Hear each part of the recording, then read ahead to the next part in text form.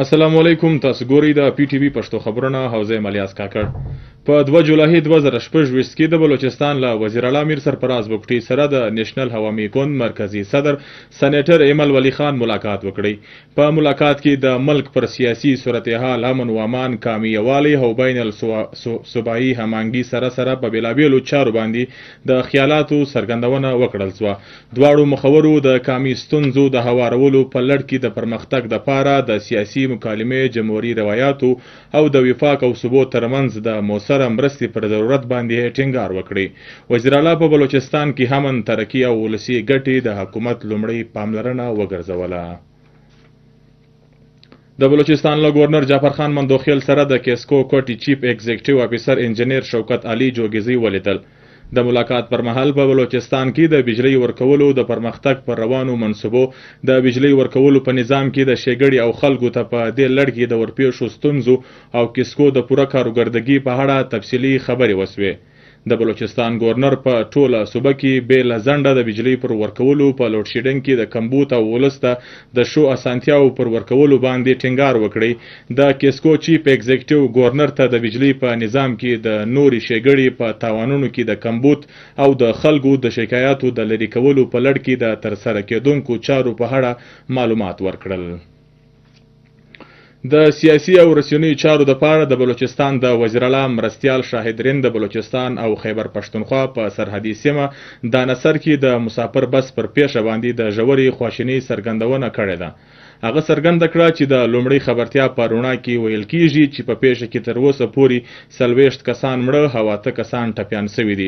شاهدرین وویل چې د پیښې له خبرتیا سره سم د بلوچستان د وزیر اعلی میر سرفراز بګټي پر هدایت باندې د هغه سټاف افیسر سید امین د بلوچستان او خیبر پښتونخوا د اړه لرونکو ضلعو له ضلعي انتظامیه سره سمدلاسه اړیکې ونیولې چې تر هغه وروسته ساتندوی او مرستیالي چارې پیل شوې. د دواړو صوبو ضلعي انتظامیې، مرستندویه ادارو او اړه لرونکو محکمو له ځپل شوو خلکو سره مرستې او ټپیانو ته سمدلاسه د طبي اسانتیاو ورکولو چارې ترسره کړې. د کورنیو چارو لپاره ځانګړي مرستیال بابر یوسفزي ویلي دي چې د مارنګ لانګو احتجاجي کال د تربت په ملتیا په ټول بلوچستان کې د ولس له ملاتړ څخه بې برخې پاتې شوی دی. هغه زیاته کړه چې په تربت کې کاروباري چارې او د ټریفیک تګ راتګ او د ژوند چارې روانې وې چې داسې ولس د قانون د اسبرتیا او پیاوړتیا په حق کې خپله رایه ورکړه. هغه وویل چې ولس وتاو تریخوالي د سیاست په ردولو سره د سولهییز چاپیریال ملاتړ کړی دی. بابر یوسفزي باور ورکړی چې صوبایي حکومت به د امن و امان ساتلو، د ولس د ځان او مال پر ساتنه سربیره د قانون په باوري توګه د عملي کولو هڅې روانې ساتي. په هرنایي ضلع کې د ولسي ستونزو د هوارولو په لړ کې پرانیستې کچارۍ ترسره سوه. ډیپټي کمشنر ارشد حسین جمالي د شاریانو ستونزې واورېدلې او د هغوی د هوارولو باور یې ورکړي.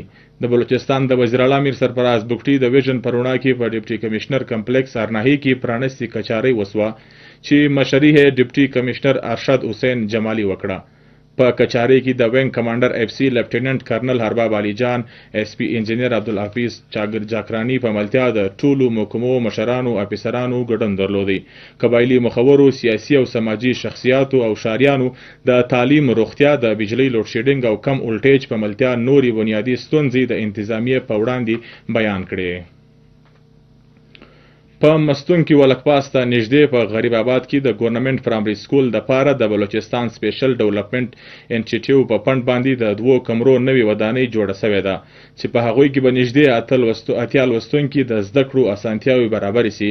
د سیمې خلکو له حکومت څخه په مننه کولو غوښتنه کړې ده چې په دې سیمه کې میډل سکول نشته، نو همدغه سکول ته د میډل سکول درجه ورکول سي چې د لوستونکو او په ځانګړي توګه د نجونو لوستونکو تعلیمي سلسله پرله پسې روانه وساتل سي. او اوس له دې سره سم د پښتو خبرونه و پای ته ورسېدل او موږ ته راکړئ اجازت د لوی الله په امان.